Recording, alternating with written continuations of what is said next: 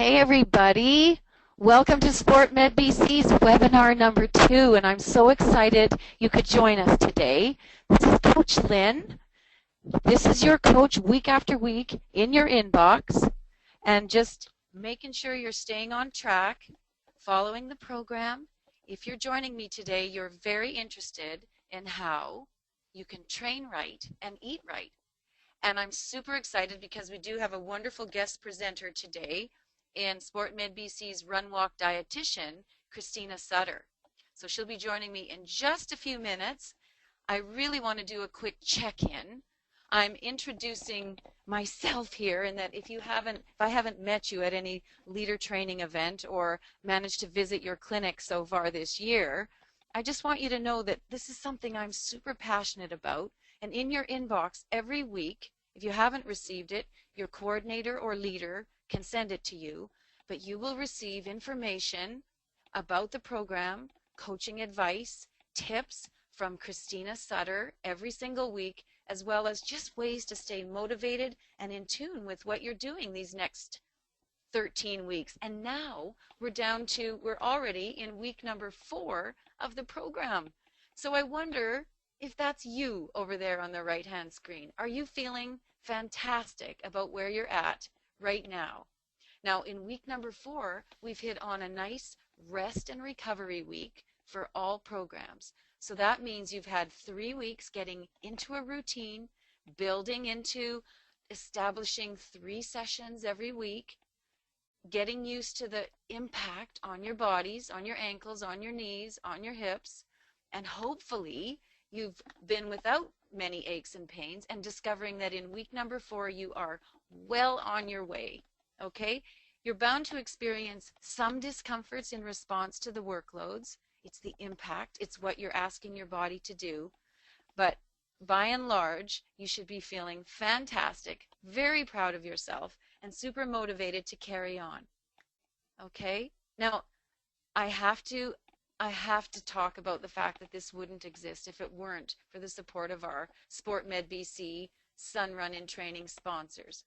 And essentially for us, coming through the Vancouver Sun and the Ford Motor Company and all of our Sun Run stores with the various partners, they've been with us almost since the beginning. The program itself, 22 years old now. The Sun Run itself, 30 plus years old. And all of these sponsors absolutely committed to health, wellness, and community. So we thank them for that, and we're glad, or we wouldn't be able to be doing what it is we're doing now. And Cristina is here. I'm just going to say hello here and welcome her as our in-house RunWalk dietitian, the one you've been hearing receiving all of the coaching advice regarding how you should be eating and just ideas every week on how to train right and eat right. So Cristina, welcome. Thank you so much, Lynn. Happy to be here. Oh, that's so awesome. We're going to have some fun talking about ways to eat right and train right. I'm just going to try to,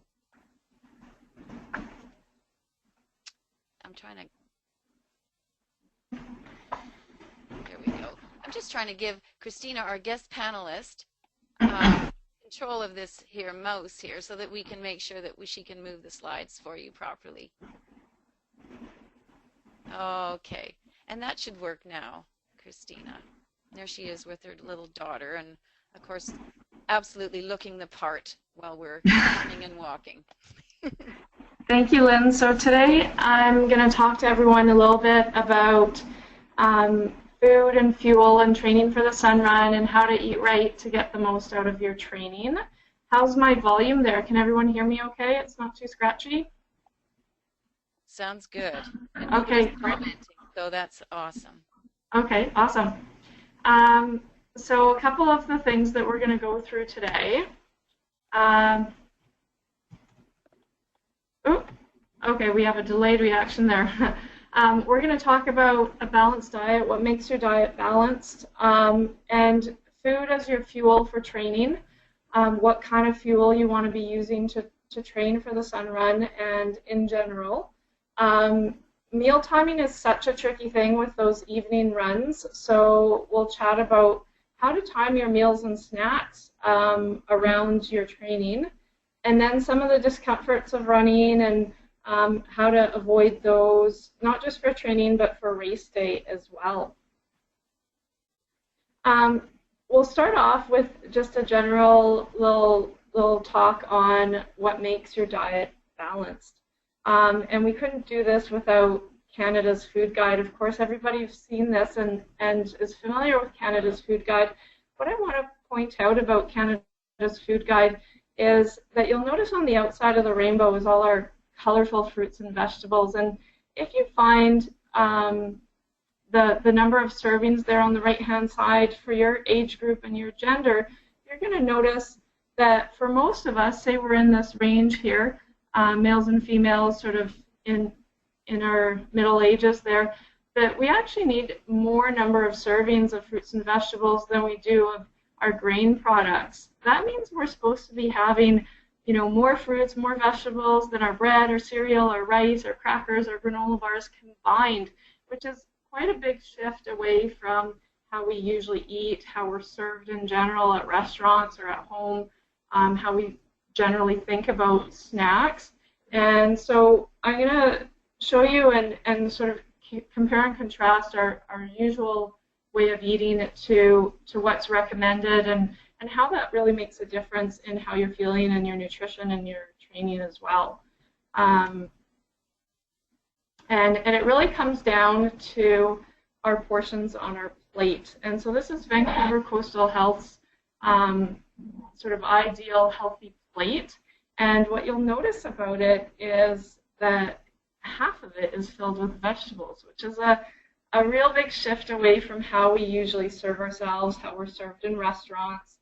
And in order to get sort of a balanced meal and all the food groups that we're looking for, in order to lean up, if you're trying to lose a few pounds, this is by far and away the easiest, best, sort of most effective way to lose some weight, is to fill up your plate halfway with vegetables at every meal whenever you can. The fiber from the vegetables and the water from the vegetables fill you up and keep you full for longer. And then you're not weighed down sort of by a big plate of rice or pasta. The second thing you'll notice here is that a quarter of the plate is filled with whole grains. So whenever we choose whole grains as opposed to white refined sort of rice or flours or pastas, that fiber is also going to fill us up for longer. It's going to have a little bit more protein, and it's going to be sort of a longer lasting fuel. And then including a little bit of lean protein at every meal is so important. And there's lots of new research around protein that says that we're dropping the ball on protein. We're not having enough protein at breakfast and at lunch. And this is really what protects our muscles from breaking down, what helps our muscles start to build up and get stronger, and what keeps us full for longer as well. So I'm going to give you a little bit of a quiz to put this to real life. If you look at the 4 breakfast options here, what would be your guess, Lynn, as to which breakfast is balanced? Well, I'm doing some health screening today, as a matter of fact, and I know that most of the folks that I've been health screening would say the bottom left is the most balanced meal. Well, it is great because it does have the protein in it, and eggs are a great source of protein at breakfast. The one trouble with the bottom left breakfast is those sausages are probably 90 or 95% fat, and so is that bacon. The hash browns are probably fried, so they're a little bit greasier too. Now, a high-fat meal like that bottom left one is going to take probably upwards of 16 hours to digest. That means if you have that in the morning and you've got an evening run later that day, you're probably going to get a stomach cramp because your body's still working to digest that. It's just not going to be available as a fuel, and it's going to probably cause you some discomfort in your training run. Some people really would choose, the cereal or the oatmeal or even a smoothie And it's not to say that those are bad choices, but what you'll notice about those is they don't have the protein, and they don't have a lot of fiber in them either. So if you've ever had the smoothie or the oatmeal or the cereal for breakfast, you'll probably remember that you were hungry about 45 minutes to an hour later. It just doesn't last very long. And so the breakfast that I would recommend that's the most balanced, that's going to fuel you for the longest, is actually the whole wheat toast with the scrambled eggs in the top left. I'd probably throw a little bit of fruit in there as well. Mm-hmm. I love what you're saying. There's a little feedback there. No, just that the number one question we're asked in the first few weeks, especially of the in-training program, is when am I going to start to lose weight? And the other thing that does come up, and when I think of it when you're talking about balanced meal planning, is that folks are thinking, I'll hear this, I'm going to cut out protein. I know I need more carbs. Or there'll be the flip side of that. I'm cutting out the carbs. They're just making me put weight on. I'm cutting them out. That is so common, Lynn. All the diets now, or the trendy sort of fad diets, tend to be about cutting something out.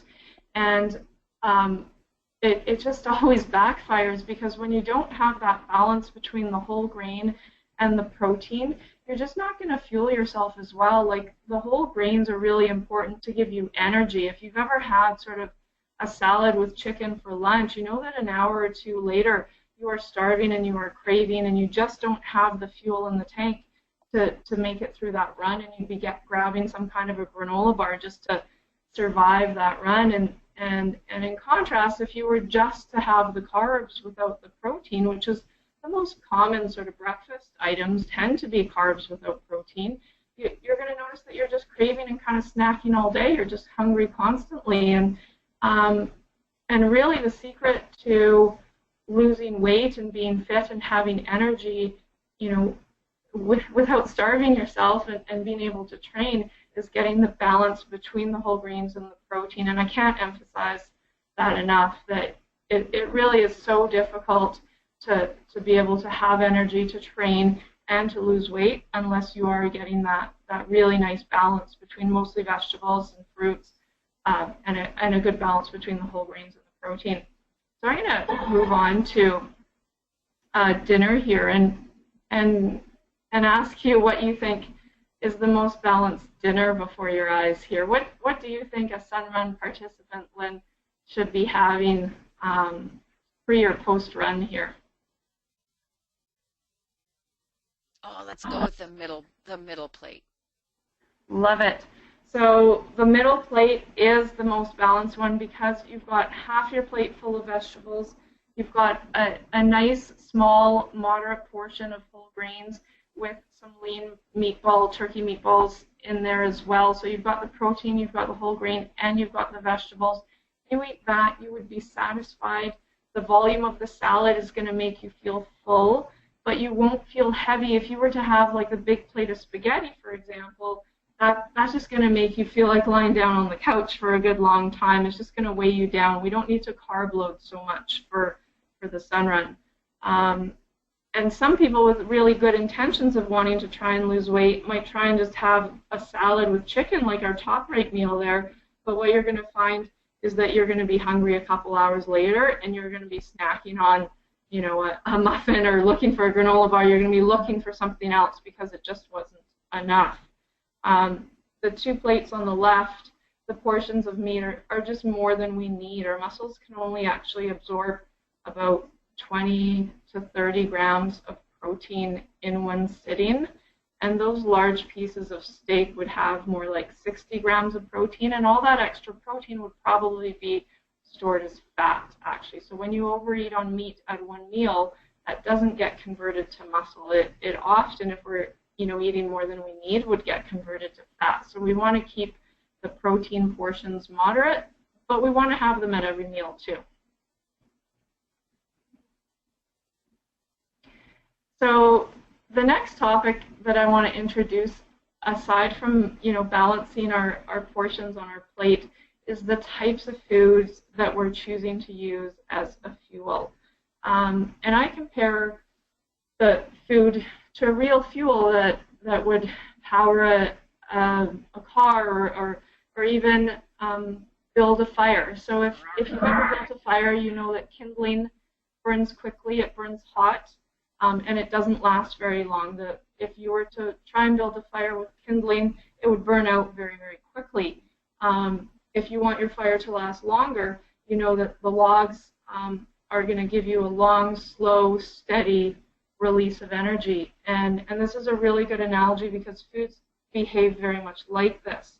So there are some kindling type foods, we call them high glycemic foods. So foods that turn into sugar or give you energy very quickly, and those foods typically don't last very long either. You sort of, your energy crashes a couple hours later just as the fire would die out very quickly. And when you eat those kindling type high glycemic foods, what you're going to notice is that you're just hungry more often because you keep on having to stoke that fire or give yourself more energy, pick up from that energy crash, and you end up eating more over the course of the day compared to if you were having the lower glycemic log type foods that keep you feeling full for longer.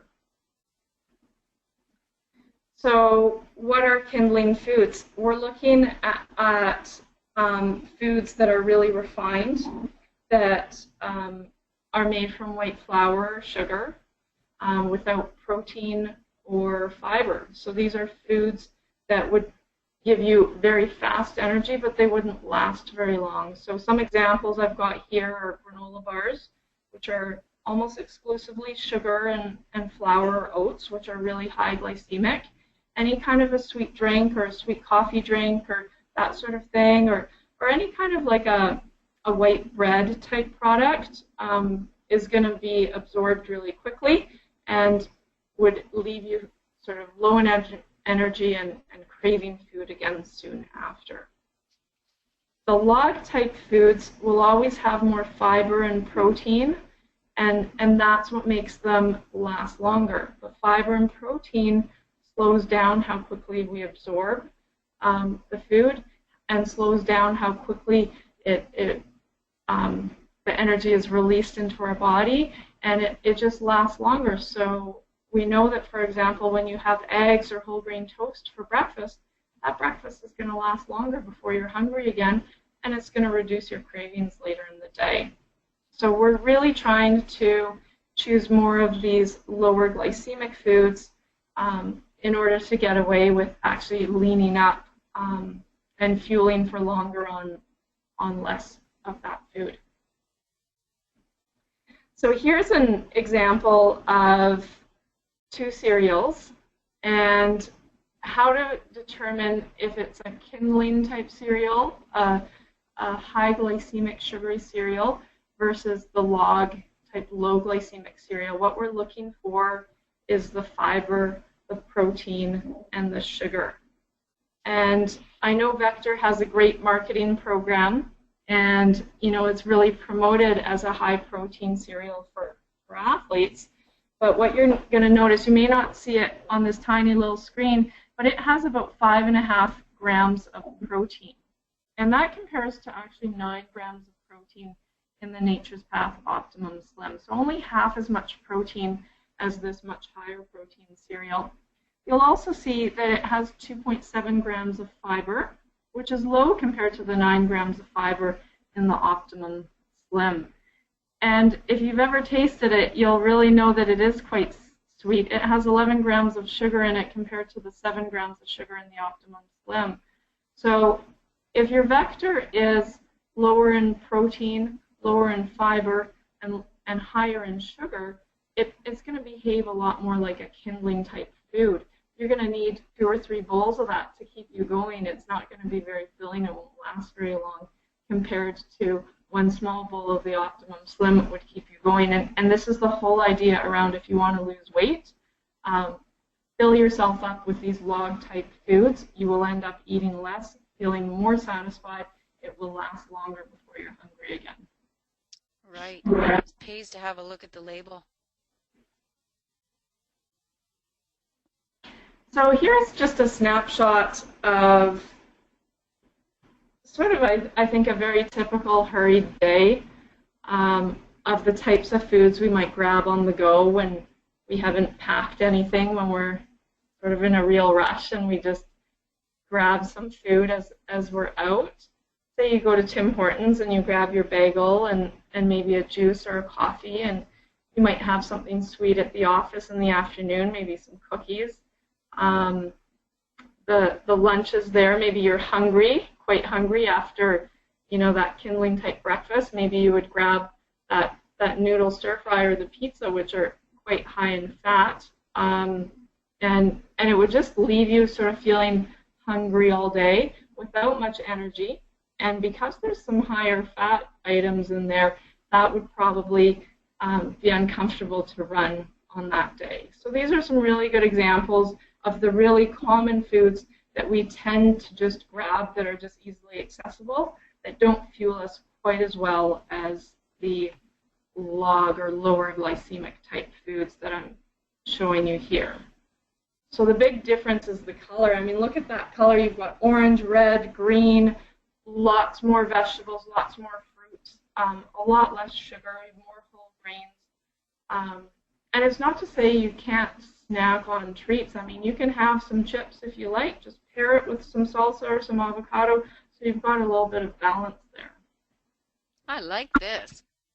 Can you imagine running on this day, eating this compared to on the day prior, eating these foods? How would that make you feel, do you think? I missed just a little. Your microphone cut out just a little bit. Oh, so just asking, how do you think you would feel going for a run, fueling on this type of Kindling diet compared to this lower glycemic diet? How would that feel out there on your training run? I'll tell you, I can personally attest to the kinds of foods that you've got on these nice log type foods here. I can, it's a funny thing when you're in tune with your body, you can really almost feel the energy just looking at those foods as opposed to the other foods. They just, you can just tell there's not going to be any length, no kind of longevity there, and got to have a little protein, a little fat, a little, you know, have those carbs, have the veggies, have that balance. It's really crazy how we're so tuned into kind of choosing quick foods, not much contemplation or planning, and you know, just deviating from that concept of balance. And I think you really pinpoint what happens. The big difference between eating one way versus the other is actually all in the planning. I think that most people would prefer to eat like this. I think that most people would enjoy a diet like this, and most people would feel better on a diet like this. And why we don't do it as often is because it does take some planning. It takes a little bit of, you know, the grocery shopping ahead of time and keeping those foods on hand and packing the lunches and snacks and so on and so forth. So that's really the big message is if you plan your meal ahead of time, you grocery shop with a list, and you're packing your lunches and snacks, then eating like that is actually not too onerous. It becomes the easy, obvious choice. And I also just suggest don't be shy to pack an extra sandwich as an afternoon snack. I think we rely often on kind of sugary bars and junky foods for snacks, and it's okay to have sort of a second smaller lunch as an afternoon snack. Now, the next thing I wanted to chat about is just the meal timing around training, because that is something that is so challenging when you need to go for a run right at dinner time.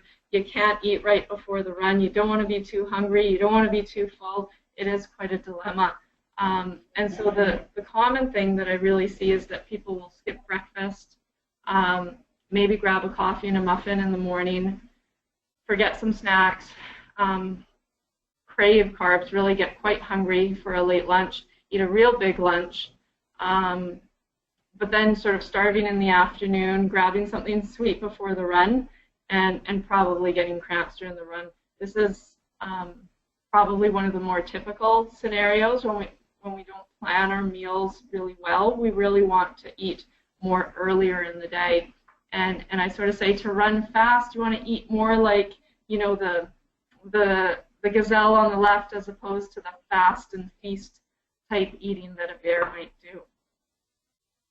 So eating every 2 to 4 hours, you know, 3 hours is a good in between, about 5 or 6 small meals a day, packing your lunches and snacks, and carrying water with you everywhere and filling up on those greens.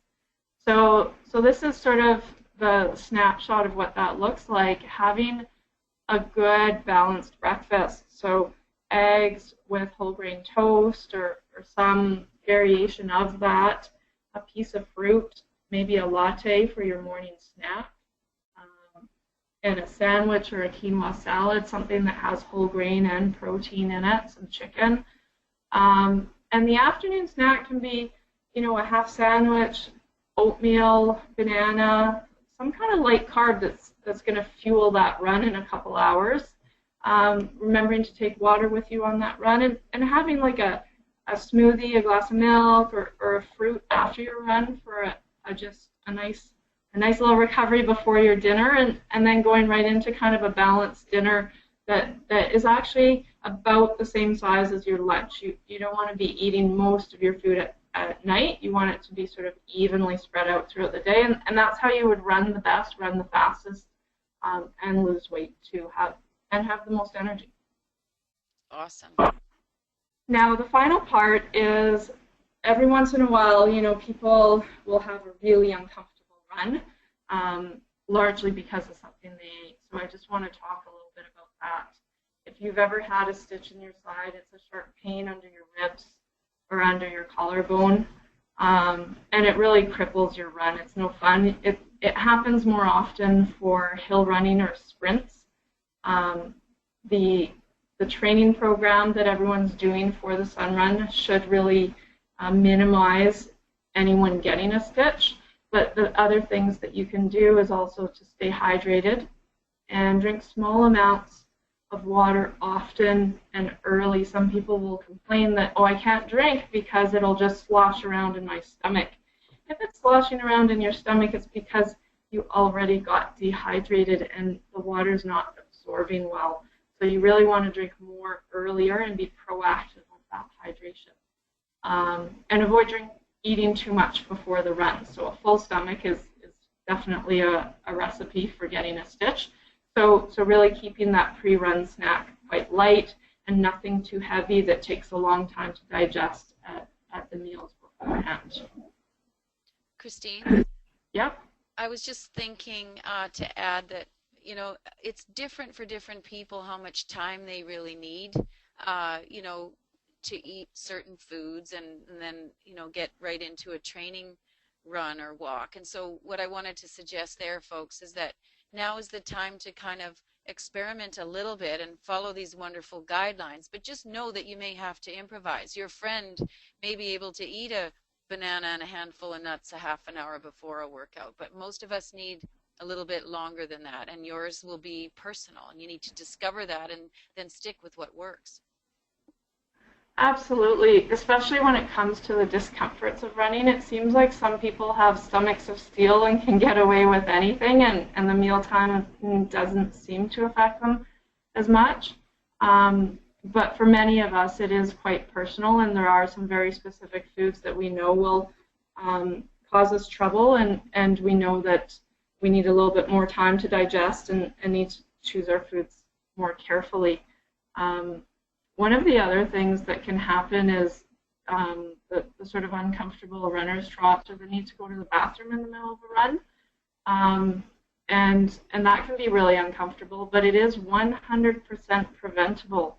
And so that's why I want to talk about it today. It's often caused by being dehydrated and eating possibly too much sugar or fat, sometimes even protein before that run. So you really want to work on the balance. Try not to run on a full stomach, and stay away from really high sugar products.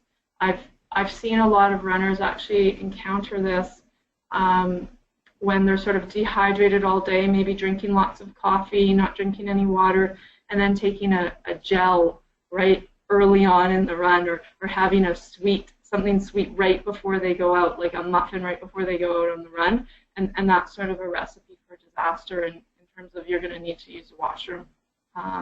So you want to stay away from anything high in fat, like nuts and muffins, anything high in fiber, like beans. If this is an issue that sort of comes up regularly and a lot, then it's possible that it could be something more like irritable bowel, and that's something you can chat with the dietitian or your doctor, because there's also lots of information on how to prevent those symptoms there as well.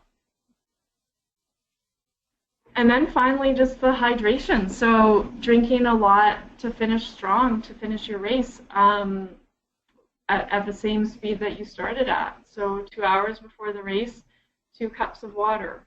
20 minutes before the race, 1 cup of water. If you want a little bit of a snack beforehand, that's fine too. And then to try and maintain about a half to 1 cup of water every 20 minutes during the run. And you want to start drinking literally before the 20-minute mark, before you get thirsty. Really be proactive to avoid those discomforts of running and to avoid getting dehydrated. Once we're dehydrated, we're not going to absorb the water very well, and you get that sloshing sensation in your stomach. And then to rehydrate after the race as well. And so this is just the last slide on what your race day meal plan could look like, with a real simple, mostly carbohydrate breakfast. We don't want anything hard like protein or fiber to digest before that race. And if you want a little bit of a banana or a bar 20 minutes before the race, that would be fine too. And then drinking a fair bit of water whenever you can at your race stops, or carrying your water with you. A little bit of a recovery, and then, you know, go crazy for your lunch and dinner and enjoy whatever it is that you missed for all your good hard work. And won't that be a great day when we finish that Vancouver Sun Run, or whatever event you're going to be preparing for across the board, folks, far and wide across the province. Such good information. And all of it, what strikes me though, folks, is begin practicing now as you're training and preparing. Understand how your body works. Try out these wonderful log type foods so that you've got the most benefit, and you're eating right to fuel that Ferrari of a body of yours, and you're going to feel fantastic. It makes such a difference. Absolutely. So that was just a sneak peek of some of the different tips that can help you feel good while you're training, shed a few pounds, and feel strong. So hopefully that's helpful, hopefully that's relevant, and hopefully everyone's enjoying those weekly articles and getting out there and enjoying the sunshine while they're training. Oh, thank you, Cristina. There is one question here, and I think it's worthwhile to just address it, is that, well, I've got a lot of weight to lose, and I just want to jumpstart. So can I just do one of those liquid diets for just, a week to get a jump start on my weight loss? You know what, we have actually a lot of evidence and a lot of research that shows that any kind of cleanse or diet or fast that gives you a very quick weight loss will slow down your metabolism and have you regain more weight back when the diet is over. And surprisingly enough, there's no exceptions to this.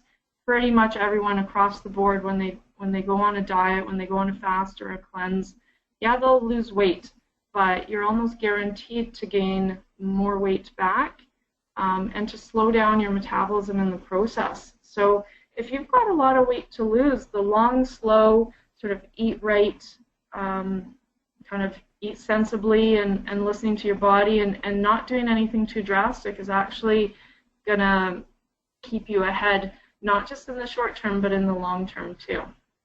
Oh, it does seem simple. Why isn't it quite that simple? Thank you so much, everybody, for joining us today. Thank you, Cristina, for taking the time, our SportMedBC in-house dietitian. And of course, I'm Coach Lynn. Next webinar, we'll be addressing common aches and pains associated with running and walking, how to prevent them as you are now and how to cope with them if something arises. Okay, so good luck with your training, and I'll be talking to you in your inbox next week. Bye for now, everybody. Bye, Cristina. Bye. Thank you. Thanks again.